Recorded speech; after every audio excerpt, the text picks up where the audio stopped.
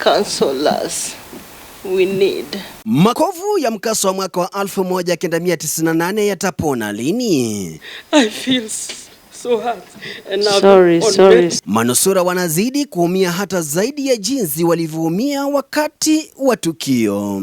College and work. Kila kunapokucha, hali inazidi kubadilika na kuwa mbaya hata zaidi. She had a ruptured womb which resulted to a premature birth. Wengi wanaishi kwa hofu kubwa kufuatia maumivu makali na machungu ya viungo vya mwili. Nimefanyiwa replacement ya shoulder. Watakumbuka nini, wasahau nini, ikizingatiwa kwamba akina mama walikuwa wajawazito waliotarajiwa kuwa na mwisho mwema, ila at the time of the blast she was expectant of my younger sister and she had a ruptured womb which resulted to a premature birth and complications in with her body. So and then a few years after she got a stroke and she hasn't fully recovered from it, so she couldn't provide for us even before the stroke, and we've had to rely on our relatives for support for our education all throughout. Si wao tu walioathirika na mlipuko huo, malaika waliokuwa tumboni waliumia hata zaidi, kwani hata baada ya kuzaliwa bado wanaishi na ulemavu. Zaidi ya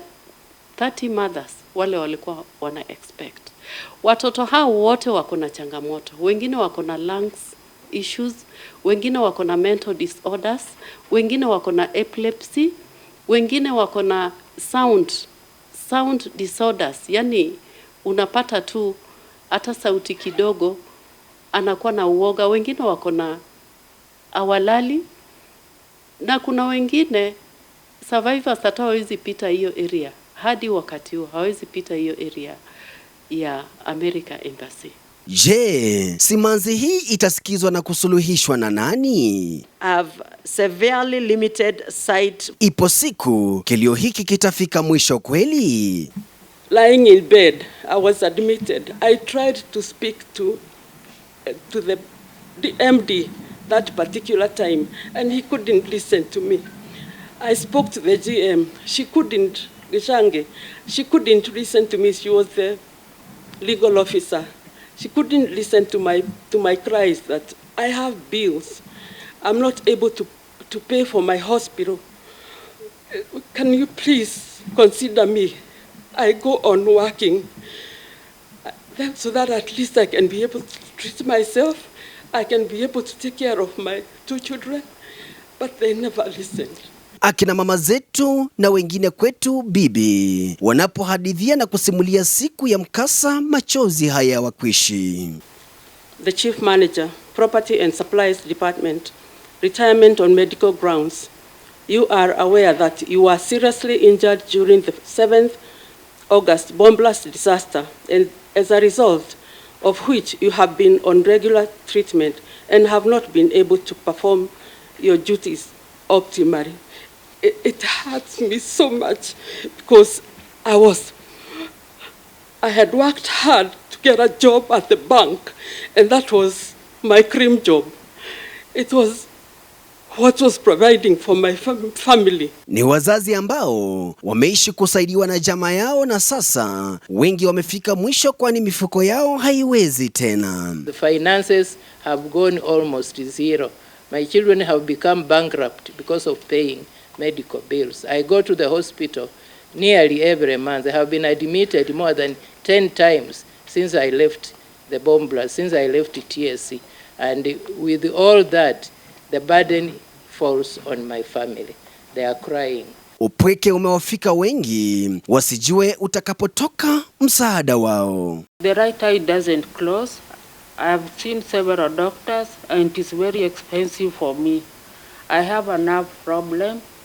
Sometimes my right hand swells, my shoulder.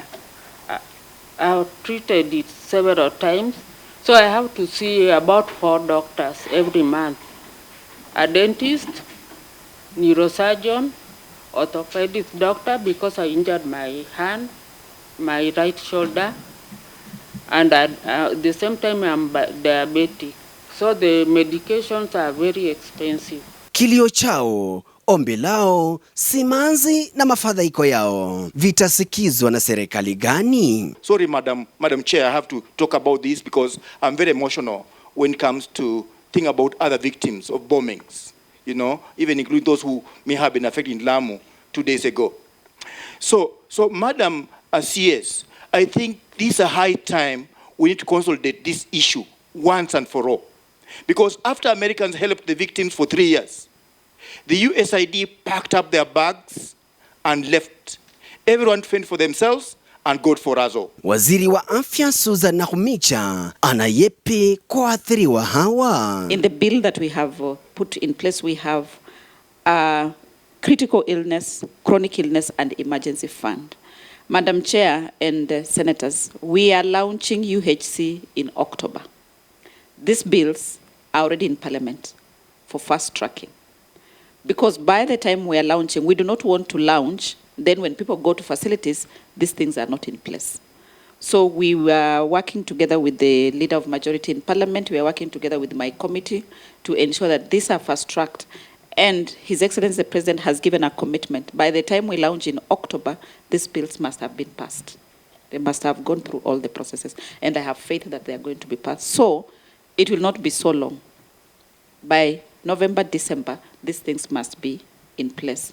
Matakwa yao yataanza kupata majibu lini na kwa namna gani? I believe their first responsibility will be to know how do they get to the survivors. How do the survivors get to assessment?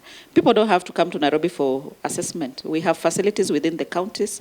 They can be asked to report to their nearest facility, and a representative of the team goes there and sees them at where they can be seen. Hata hivyo, kizungu, methali na misemo ya ucheshi havikuachwa nyuma. Now, I heard you say that you have a new broom. You are sweeping clean, and you have swept very well. Even today, I can feel you are sweeping nicely. Tusemezane hapa. Tangu siku ya mkasa, kumekwepo na serikali ngapi? Wanasema siasa mbaya, maisha mabaya. Watenda wapi hawa akina mama na wazee wetu? Miaka 25 baada ya mkasa, vikao vya mabunge yote mawili vimekuwa vikiketi, ila mwafaka na suluhu ya kudumu haijapatikana hadi lini? Simulizi yao pekee na makovu wanayoishi nayo vinaninyima raha ya kuendelea kuripoti. Let me say, I've undergone all those 6 years, and this recurrence has come on in this January. I had thought that I was treated and cured, because I had undergone 37 sessions in MP Shah. Ninatua japo kwa moyo mzito, nikiwa na imani kwamba kutakucha tena na Susan Nakhumicha na waathiriwa na manusura wa mkasa wa mwaka wa 1998 watapata sababu ya kutabasamu tena, wao pamoja na familia na kizazi chao. Nikiripotia Mo Radio kutoka katika majengo ya bunge hapa jijini Nairobi, jina langu ni Ronnie Regan. Mo Radio 88.2 FM. We are in charge.